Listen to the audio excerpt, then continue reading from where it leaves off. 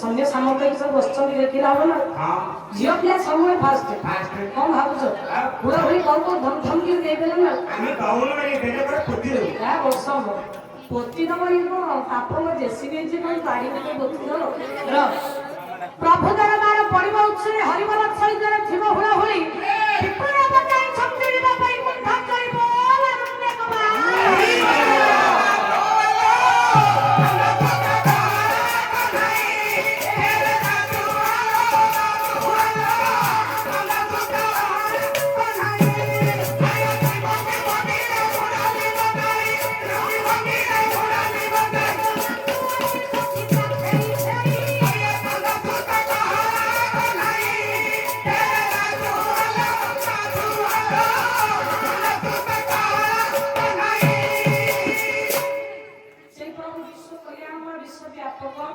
सुंदर सखी नंदन गोराचंद ताकर दरबार भीतर समान नष्ट न करी प्रभु विपुल विश्ववस्तु प्रदान करी गंतव्य मार्गरे नांगिता हार पडियो पदुके मने पड़े आपण मानकर राग आसीओ कल्याण आहार ए सुंदर पदके जनो हेला गो कलैया जलम धारा बिमुहा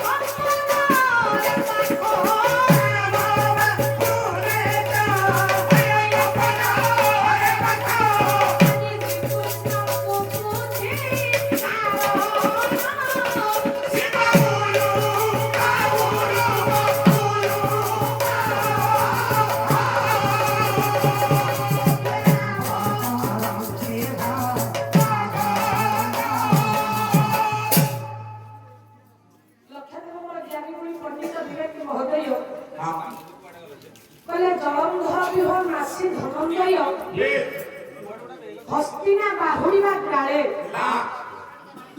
सप्त दंड दिवा थाउ अस्तदिवा पर भोगवर्तन विश्वरे शिवा उलुक राभ करती घन घन बाम बाहुरे प्रकंपनरे पार्थ श्री कृष्ण को पूछी कारण शिवा उलुक ये राभ करती घन घन हे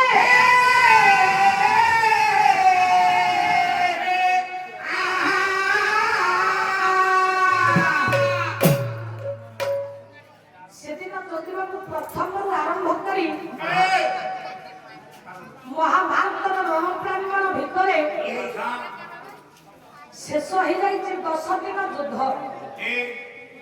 10ମ ଦିନ ଯୁଦ୍ଧରେ ପିତାମହ ମହାମହିମ ଭୀଷ୍ମ ସେ ସରସ୍ୱତୀରେ ପତିତ ହେଇଛନ୍ତି।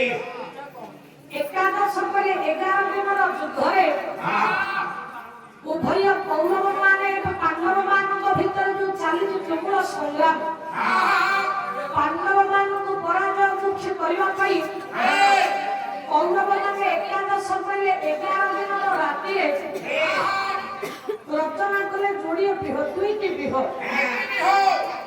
ଗୋଟିଏ ଗୁରୁ ଗ୍ରହ ରଚନା କଲେ ଚକ୍ରବିବାଦ ସମସ୍ତଙ୍କର ଜାଣିବା କଥା, ଆଉ ଗୋଟିଏ ମେଛ କଟକର ରାଜା ମୟସୁର ସେ ରଚନା କଲେ ଜଳନ୍ଧର ବିହ।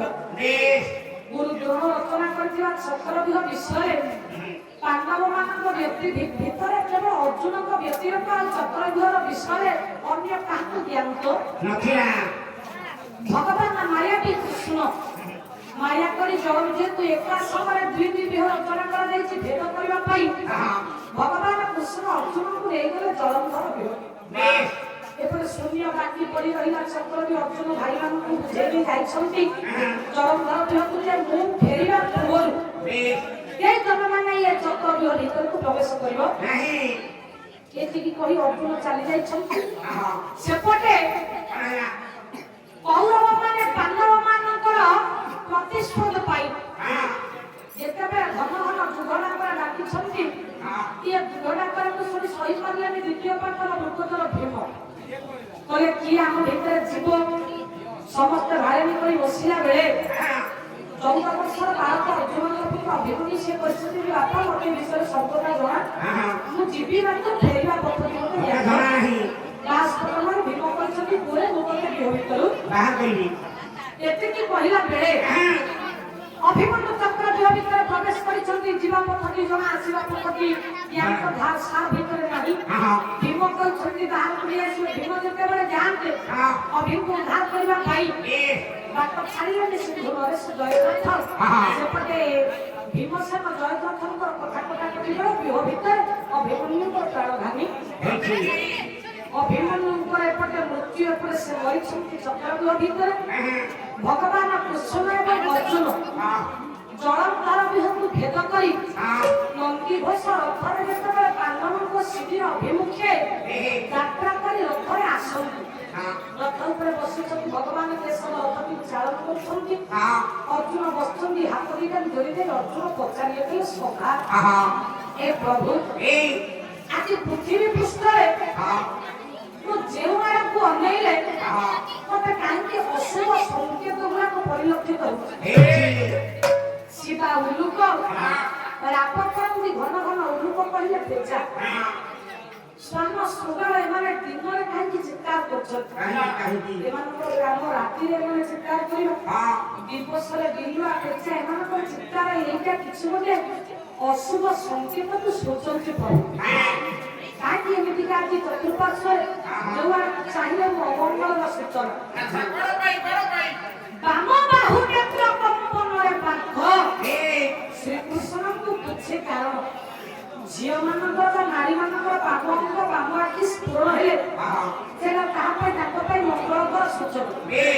ମଙ୍ଗଳର ସୂଚନା ଝିଅ ପିଲାମାନଙ୍କର ବାମ ଆଖି ଦେଇ, ପୁରୁଷ ମାନଙ୍କର ବିପରୀତ ଦକ୍ଷିଣ ଆଖି ଦକ୍ଷିଣ ଅଙ୍ଗ ସ୍ଫୁରଣ ହେଲେ ଏଗୁଡାକ ବିପଦର ସଂକେତ।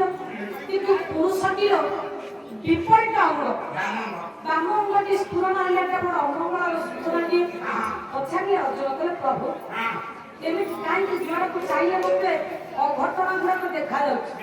ଏମିତି କଥା ଘରୁ ଚୌକିବାକୁ ପାଦ ପାଣି ବାହାରକୁ ଆସିଲା ବେଳେ ଯଦି ଦେଖନ୍ତି ଆପଣମାନଙ୍କର କବି ଡାକରୁ ସେ କହିଲେ ସେଗୁଡାକ ସବୁ ଅମଙ୍ଗଳର ସୂଚନା ଆପଣମାନଙ୍କୁ ପ୍ରଦାନ କରେ। ଡାକରୁ ସେ କଣ କହିଲେ ନା ଶୂନ୍ୟ କଲସି ସୁକନା ସୁକନା ଡାଲେ ଡାକେ କାକା